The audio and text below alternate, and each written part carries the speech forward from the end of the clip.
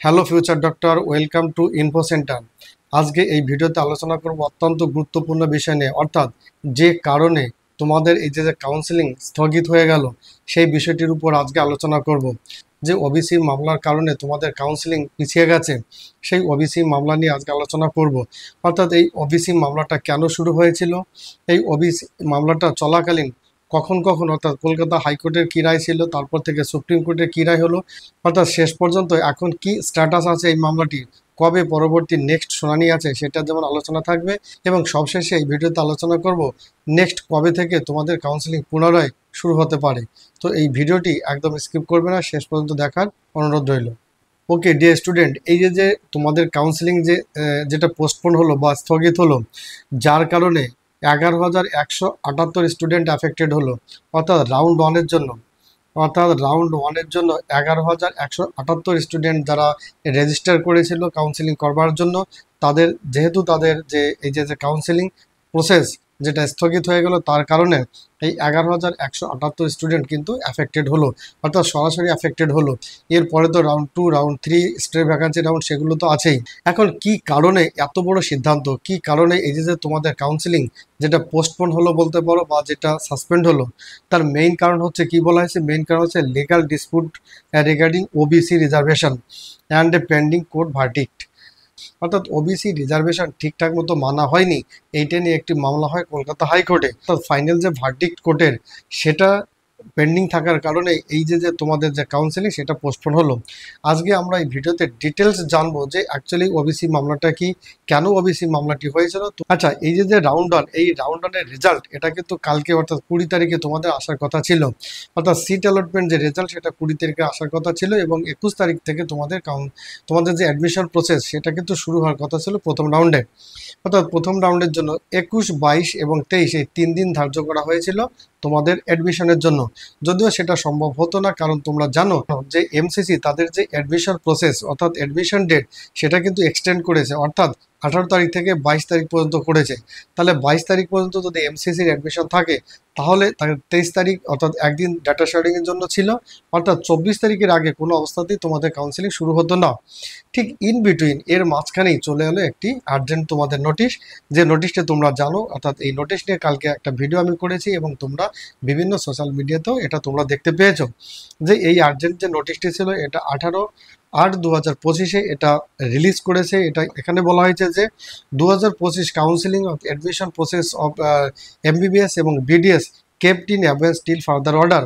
এখন আজকে আমাদের এই ভিডিওর মূল আলোচ্য বিষয় এই যে কেপ্ট ইন অ্যাবেন্স করা হলো, অর্থাৎ এই যে কাউন্সিলিং তোমাদের মাঝ রাস্তায় বলতে পারো যে স্টপ করে দেওয়া হলো, তার যে মেইন কারণ সেই কারণটা নিয়ে আজকে আমরা এখানে ডিটেলস আলোচনা করব।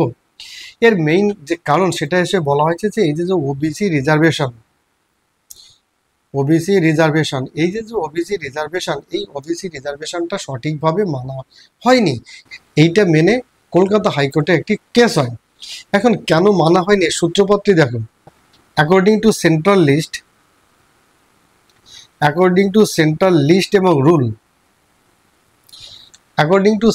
লিস্ট এবং রুল, ওবিসি কিন্তু 7% রিজার্ভেশন দেওয়া হয়।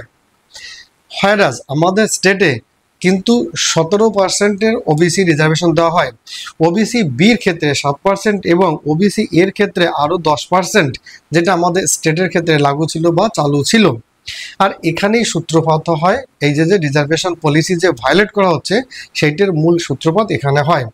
অর্থাৎ এইটা নিয়ে এটা কলকাতা হাইকোর্টে কেস হয়। 17% রিজার্ভেশন দেওয়া হচ্ছিল ওবিসির ক্ষেত্রে, সেটা নিয়ে একটি কলকাতা হাইকোর্টে মামলা হয়।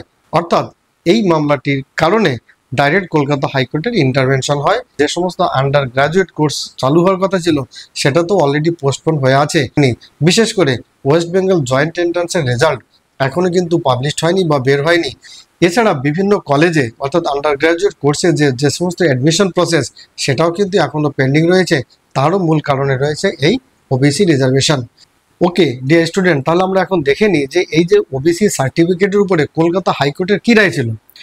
OBC A and OBC B certificate cancelled by the high court on May 22, 2024। Kolkata হাইকোর্টে 2024-এর 22শে মে কলকাতা হাইকোর্ট একটি রায় দেয়। সেই রায়ে বলা হয় যে 10-এর পরে অর্থাৎ 2011 থেকে যত ওবিসি সার্টিফিকেট ইস্যু করা হয়েছে সমস্ত সার্টিফিকেটকে ক্যান্সেল করে দেওয়া হয়। তো এই রায়টি বলবৎ থাকে, এই রায়টি চলে, অর্থাৎ কলকাতা হাইকোর্টের রায়ের পরিপ্রেক্ষিতে সমস্ত ওবিসি সার্টিফিকেট ক্যান্সেল করে দেওয়া হয়।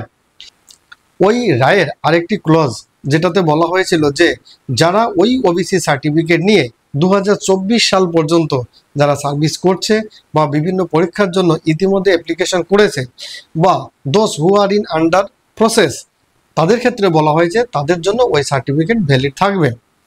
এরপরে কি হয়, এরপরে রাজ্য সরকার এই হাইকোর্টের রায়কে চ্যালেঞ্জ করে সুপ্রিম কোর্টে যায়। তখন সুপ্রিম কোর্টে গিয়ে সুপ্রিম কোর্টে একটি রায় বেরোয় জুলাই 28, অর্থাৎ জুলাই 28-এ সুপ্রিম কোর্টে একটি রায় দেওয়া হয়।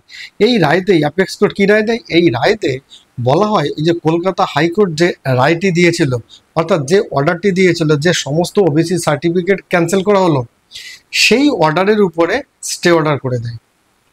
একটু পর্যন্ত ক্লিয়ার? অর্থাৎ যখন রাজ্য সরকার সুপ্রিম কোর্টে যায় তখন সুপ্রিম কোর্টে অর্থাৎ অ্যাপেক্স কোর্ট কী করে কলকাতা হাইকোর্টের যে অর্ডারটি ছিল, অর্থাৎ যে সমস্ত ওবিসি সার্টিফিকেট যে ক্যান্সেল হলো সেই অর্ডারের উপরে স্টে অর্ডার করে দেয়। এটা করে দেয় জুলাই 28, এটা করে দেয় জুলাই 28-এ। তারপরে কি হয়, ঠিক আছে বেশ এই পর্যন্ত ঠিক আছে। এর পরবর্তীতে আবার একটা টুইস্ট আসে।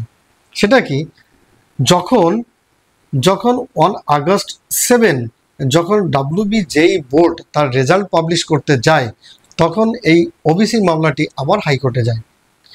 হাইকোর্টে গেলে তখন কি করা হয়, honourable justice Kaushik Chandra of the High Court state the publication of result, directing the board to work the merit list using pre-2010 OBC reservation norms. আগস্টের 7 তারিখে ওয়েস্ট বেঙ্গল জয়েন্ট এন্ট্রান্সের যে রেজাল্ট সেটা পাবলিশ হওয়ার কথা ছিল। তখন এই যে রেজাল্ট পাবলিশ হতে পারেনি, অর্থাৎ কলকাতা হাইকোর্ট স্টে করে দেয় যে না, তোমরা এখনই এই যে নতুন যে তোমরা যে রিজার্ভেশন করেছো সেটার উপরে তোমরা রেজাল্ট পাবলিশ করতে পারবে না। তোমরা রেজাল্ট পাবলিশ করতে পারবে কার উপরে, যেটা 2010-এর আগে যে ওবিসি রিজার্ভেশনের যে পলিসি ছিল সেটির উপরে বেস করে তোমরা রিজার্ভেশন করতে পারবে।